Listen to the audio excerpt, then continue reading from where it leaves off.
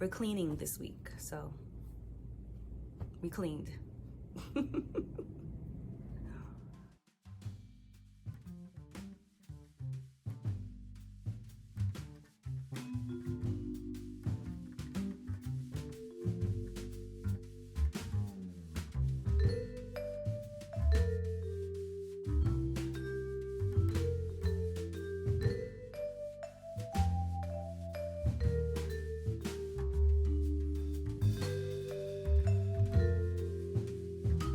Ekabo, everyone.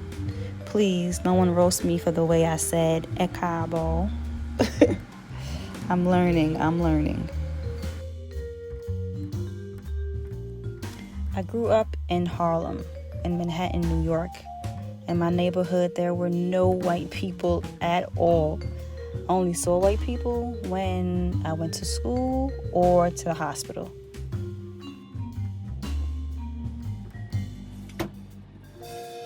I lived on 142nd Street, and back then, white people didn't go past 110th Street. It was like this running joke. Like when you were on a train, all the white people would be off the train by 110th Street. And now it is very different. My mom was and still is very pro-black, and it showed. Our doctors were black. We celebrated Kwanzaa for the most part.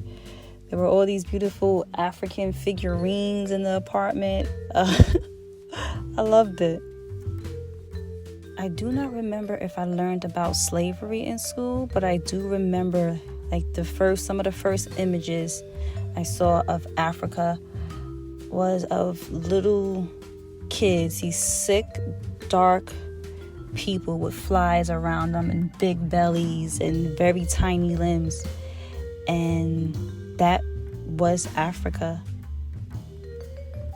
My mom let us know from an early age, like, hey, you're African, your ancestors were from Africa, this is why we're here in America.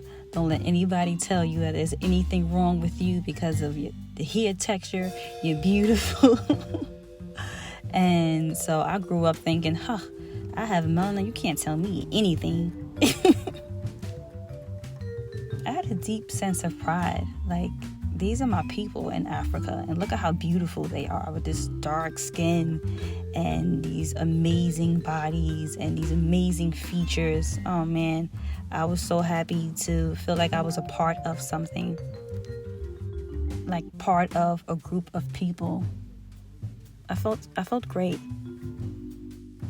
It wasn't until I got older and began to speak to people, well, really men who were born in Africa, that I realized that Africans don't see me as African, and I'm just black. And it broke my heart. Like, it broke me. I'll never forget it. I was in a cab with my mom. The cab driver was an African man, and my mom was speaking to him just about Africa and the people there and who we are here. And my mom said, I'm African just like you. And he looked back and laughed. He laughed and said, oh, no, you're not. And I was sitting there, oh, man. I'll never forget how bad I felt. Just feeling like, wow, like nobody wants me. Nobody wants us. I'm told to go back home here in America, and Africans don't see me as African. Like, where do I go? Where's home for me? It's a horrible feeling not knowing where you came from, and not knowing your native language, and not knowing the foods your ancestors ate or the herbs that were used to heal you. It's horrible. I speak the white man's language, and that upsets me, to be honest.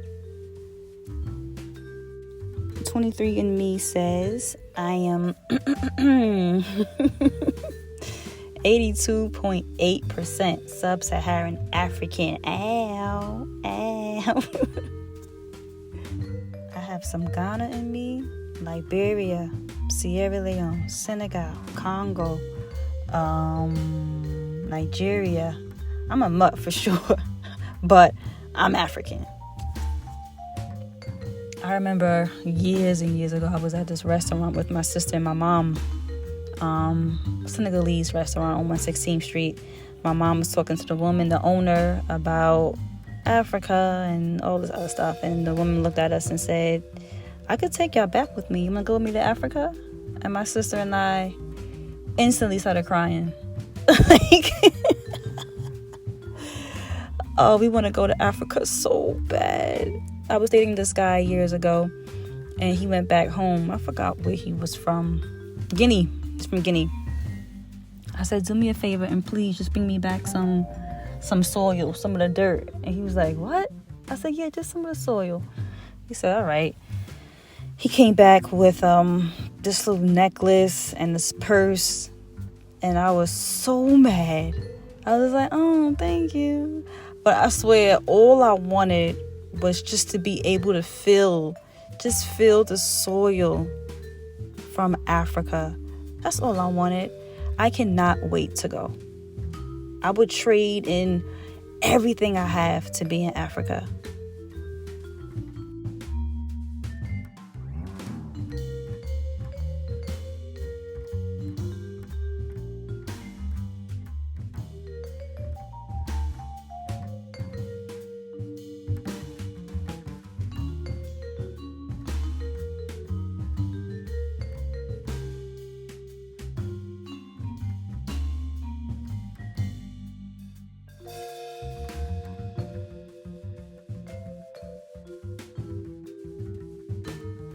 I do most of my reflecting when I'm cleaning, probably because I usually clean when I'm anxious.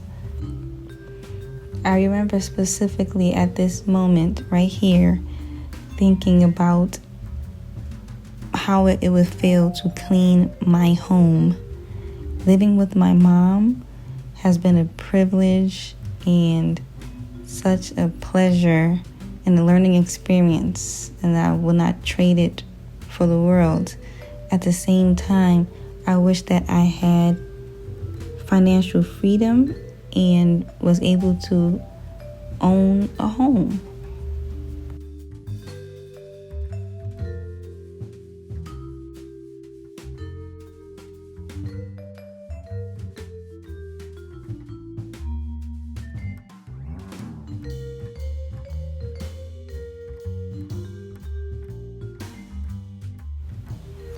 Sometimes I think about my dream of becoming a pharmacist, and I wonder what happened to that dream.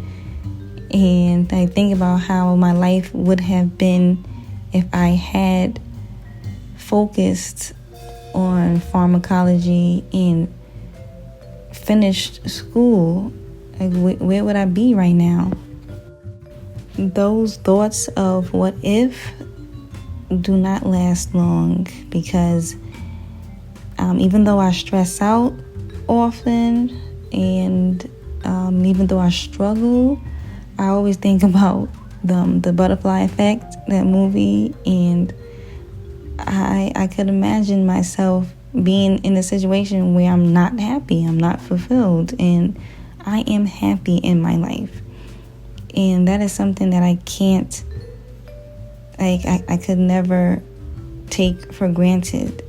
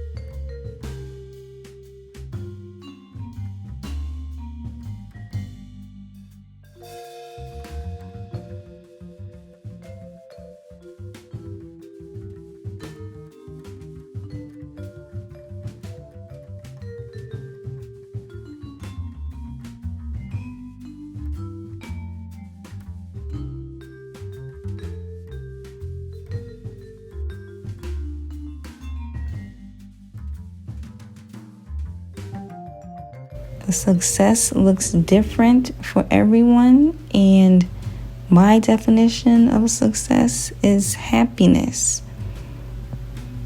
Without happiness and good health, money means nothing.